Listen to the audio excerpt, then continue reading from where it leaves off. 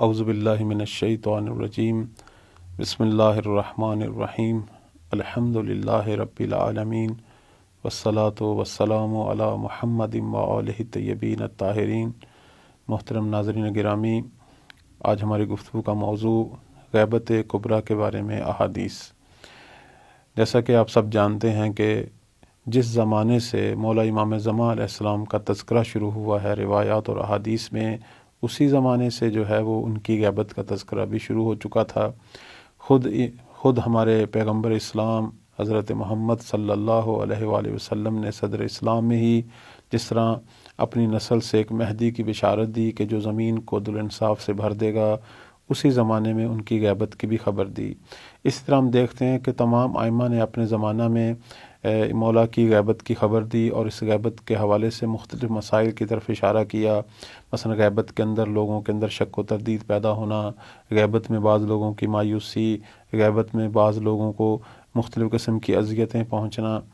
اور غیبت کے اندر ہمارے وظائف کیا ہیں، بے عنوان منتظر ہم کیا کریں، یہ غیبت کیسے ختم ہوگی، ہم کون سے ایسے کام کریں، اس غیبت کے اندر اگر ہم مشکلات پر صبر و تحمل کریں گے یا اپنے دین پر جو ہے وہ ثابت قدم رہیں گے تو اس کا کیا اجر و ثواب ہے۔ تو اس طرح کی سینکڑوں ہزاروں احادیث ہیں جو غیبت کے موضوع پر ہمارے پاس جو ہیں وہ جمع ہیں کتابوں میں۔ اب ہم سب چیزوں کو تو بیان نہیں کر سکتے، بے عنوان مثال جو ہے چند احادیث کی طرف میں آپ کی خدمت میں اشارہ کروں گا، اور اس اعتبار سے جو ہے جو موضوع حدیث سے ہمارے سامنے آتا ہے اس کی طرف بھی آپ کی خدمت میں اشارہ کرتا ہوں۔ سب سے پہلے اگر ہم روایات کا مطالعہ کریں تو ایک چیز جو غیبت کے حوالے سے بیان ہوئی ہے وہ مولا کی طرف سے شک سے پرہیز کرنا۔ میں اس حوالے سے امام صادق علیہ السلام کا فرمان آپ کی خدمت میں عرض کرتا ہوں کہ مولا فرماتے ہیں کہ پس پرہیز کرو شک اور تردد سے، شکوک و شبہات کو اپنے آپ سے دور کرو، بے تحقیق کہ تمہیں خبردار کیا گیا ہے، پس خدا کا خوف کرو اور عصر غیبت میں اپنے دلوں میں شک کو جو ہے وہ جڑ نہ پکڑنے دو۔ تو غیبت کے اندر امام اس زمانے میں جانتے تھے کہ ہو سکتا ہے کچھ لوگ امام کی زیارت سے مشرف نہ ہونے کی وجہ سے، ان کو بالمشافہ جو ہے نہ دیکھنے کی وجہ سے، مخالفین اور دیگر جو ہمارے دشمن ہیں ان کے غلط پروپیگنڈے کی وجہ سے ہو سکتا ہے ان کے ذہنوں میں شک پیدا ہو جائے۔ تو اس شک کے حوالے سے اسی زمانے میں مولا جو ہے وہ ہمیں خبردار کر رہے ہیں۔ اسی طرح ہم دیکھتے ہیں کہ بعض ایسی روایات ہیں جو یہ کہتی ہیں کہ آپ اپنے مکتب کے، اپنے مذہب کے جو معیار ہیں، جو اصول ہیں، ان کو اسی طرح پابندی سے انجام دو، ان سے ذرا برابر بھی انحراف نہ کرو۔ مثلا ایک اصول آپ کی خدمت میں بیان کروں، فروع دین کے اندر تولا و تبرہ ہے، یعنی اس کا مطلب یہ ہے کہ ائمہ سے، معصومین سے، محمد وآل محمد سے محبت کرنا، اور ان سے جو محبت کرتے ہیں ان سے بھی محبت کرنا، ان کے دشمنوں سے بیزاری کا اظہار کرنا، اور ان کے دشمنوں سے جو محبت کرتے ہیں ان سے بھی بیزار ہونا۔ اسی طرح اور بھی اصول ہیں، تو ائمہ جو ہیں وہ غیبت کے حوالے سے ان اصولوں کی طرف بھی اشارہ کرتے ہیں۔ منصور سیکل جو ہیں وہ ایک روایت نقل کرتے ہیں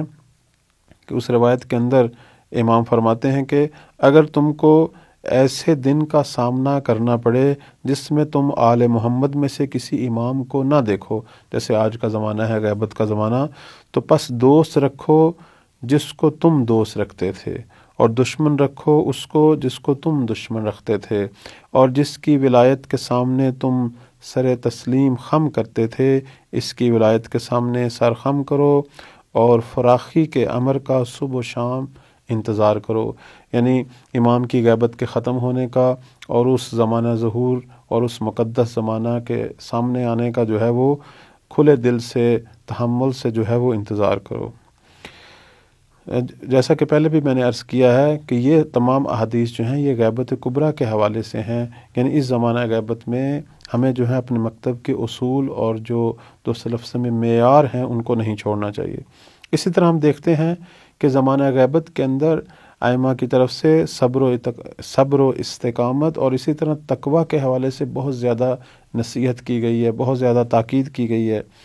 آپ خود جانتے ہیں کہ قرآن مجید کے اندر بہت زیادہ مومنین کے لیے زور دیا گیا ہے کہ وہ جس طرح ایمان رکھتے ہیں اسی طرح عمل میں تقویٰ رکھیں۔ اس حوالے سے بہت ساری آیات ہیں، جیسے سورہ آل عمران کی آیت نمبر 200 میں ہے، یا ایھا الذین آمنوا اصبروا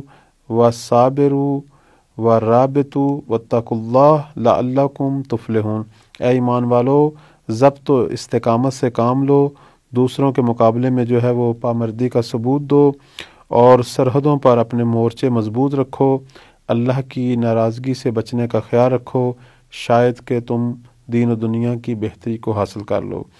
تو اسرا غیبت کے اندر ایک جو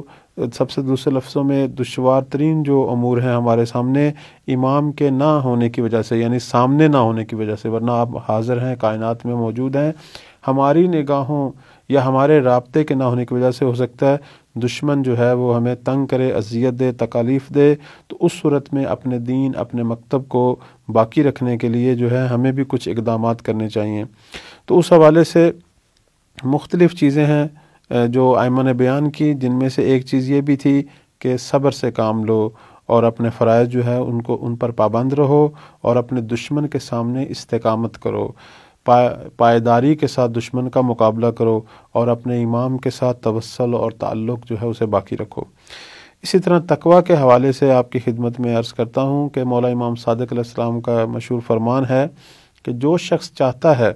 کہ امام قائم علیہ السلام کے ناصرین اور مددگاروں میں شامل ہو اسی غیبت کے زمانے میں، تو اسے انتظار کرنا چاہیے۔ اب یہ انتظار کیسا ہو؟ فرماتے ہیں کہ انتظار کی حالت میں تقویٰ و پرہیزگاری کا راستہ اختیار کرنا چاہیے، اور نیک اخلاق سے جو ہے وہ مزین ہونا چاہیے۔ یعنی انتظار کے دوران جو ہے اپنے ظاہر کو بھی مزین کرو، اخلاق سے آراستہ کرو، اور اپنے قلب و اپنے دماغ اور اپنی روح جو ہے، اپنے باطن کو جو ہے وہ تقویٰ کے ساتھ جو ہے وہ مزین کرو، اس کے اندر جو ہے وہ خوف خدا جو ہے وہ رکھو۔ اسی طرح ہم دیکھتے ہیں کہ اس زمانہ غیبت کبریٰ کے حوالے سے ایک جو چیز جس کا بہت زیادہ روایات میں مومنین کو حکم دیا گیا ہے وہ دعا کرنا ہے، اور اس کے حوالے سے ائمہ نے کچھ دعاؤں کی تعلیم بھی دی ہے۔ مثلا میں آپ کی خدمت میں عرض کرتا ہوں کہ صاحب مکیال المکارم نے عمار صاباتی سے ایک روایت کی ہے کہ امام کے لیے غیبت کے دور میں دعا ظہور کے زمانے میں دعا سے بہتر ہے، چونکہ یہ وہ زمانہ جس میں ہم مشکلات میں ہیں، پریشانیوں میں ہیں، امام جو ہیں وہ بالمشافہ ہمارے سامنے موجود نہیں ہیں، تو ہم امام کے ظہور کی دعا کریں، امام بھی دعا کر رہے ہیں، ہم بھی دعا کریں، اور اللہ ہماری ان دعاؤں کو قبول کرے، اور بالآخر جو ہے وہ زمانہ ظہور جو ہے وہ آ پہنچے۔ اور یہ دعا جو ہے یہ تقاضا کرتی ہے کہ صرف خالی دعا نہیں کرنی، بلکہ امام کی ظہور کے لیے تیاری کریں، اپنے آپ کو، اپنے گھر کو، اپنے ماحول کو، اپنے محل کو، اپنے شہر کو، بالآخر جہاں جہاں تک ہم کوشش کر سکتے ہیں سب کو جو ہے وہ مولا کے ظہور کے لیے تیار کریں۔ اسی طرح ہم دیکھتے ہیں اسی دعا کے حوالے سے کہ ایک دفعہ امام صادق علیہ السلام فرماتے ہیں کہ مہدی کی طولانی غیبت کے زمانے میں، یہی غیبت کبریٰ کے زمانے میں، باطل خیال کے مالک لوگ شک و تردید میں مبتلا ہو جائیں گے۔ تو امام کے جو خاص شاگرد تھے جناب زرارہ، انہوں نے کہا کہ اے میرے مولا، اگر میں اس زمانہ میں ہوا تو کون سا عمل انجام دوں؟ تو ہم دیکھتے ہیں کہ مولا امام صادق علیہ السلام نے دعائے معرفت کی تعلیم فرمایا اس دعا کو جو ہے وہ پڑھا کریں۔ اور وہ دعائے معرفت کیا ہے؟ وہ ہماری تاکیبات میں ہے، مومنین کو انشاءاللہ یاد ہے، اور اسے کہا گیا ہے کہ ہر نماز کے بعد اس دعا کو پڑھیں۔ اور وہ دعا یہ ہے کہ اللہم عرفنی نفسک فإنک ان لم تعرفنی نفسک لم اعرف نبیک، اللہم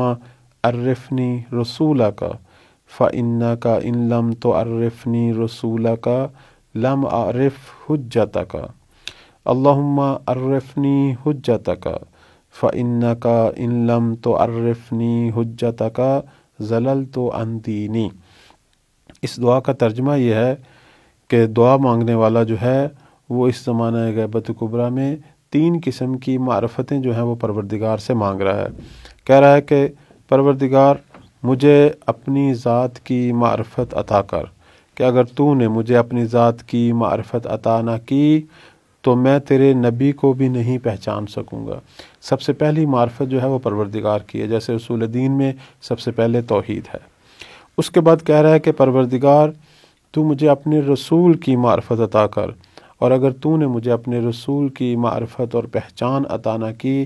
تو میں تیری حجت کو بھی نہیں پہچان سکوں گا۔ تو جیسے ہم دیکھتے ہیں اصول دین میں توحید ہے، اور اس کے بعد نبوت کا مقام ہے اور نبوت کے بعد امامت کا مقام ہے۔ تو وہ یہ کہہ رہا ہے کہ پہلے مجھے اے پروردگار اپنی معرفت عطا کر، اور اس کے بعد کہہ رہا ہے کہ مجھے رسول کی معرفت عطا کر، اور اس کے بعد تیسری جو معرفت مانگ رہا ہے وہ یہ ہے کہ اے پروردگارا تو مجھے اپنی حجت کی معرفت عطا کر، اور اگر تو نے مجھے اپنی حجت کی پہچان نہ کرائی تو میں اپنے دین سے گمراہ ہو جاؤں گا۔ تو گویا غیبت کے اندر ہمارا وظیفہ یہ ہے کہ ہم دعاؤں کے ذریعے دیگر تمام امور کے ساتھ ساتھ، دیگر تمام اعمال کے ساتھ ساتھ دعاؤں کے ذریعے اپنے امام سے ضرور متصل ہوں، دعاؤں کے وسیلے سے اپنے امام کے ذکر کو ضرور زندہ کریں، ان کے ظہور کے لیے بھی دعا کریں، اور اپنے ایمان کو بچانے کے لیے، اپنی روح کی بالیدگی کے لیے، اپنے دل و دماغ کو بچانے کے لیے ہم پروردگار کی بارگاہ میں بھی دعا کریں، اور بالخصوص یہ دعائے معرفت کہ جو ہمیں پروردگار سے بھی متصل کرتی ہے، پروردگار کے رسول سے بھی اور اس رسول کے وصی سے بھی ہمیں متصل کرتی ہے۔ تو اللہ تعالی ہم سب کو بامعرفت ہونے کی توفیق عطا فرمائے، اور ان دعاؤں سے مانوس ہونے کی اور ان دعاؤں کے ذریعے اپنے امام کی طرف توجہ پیدا کرنے کی توفیق عطا فرمائے۔ والسلام علیکم ورحمۃ اللہ وبرکاتہ۔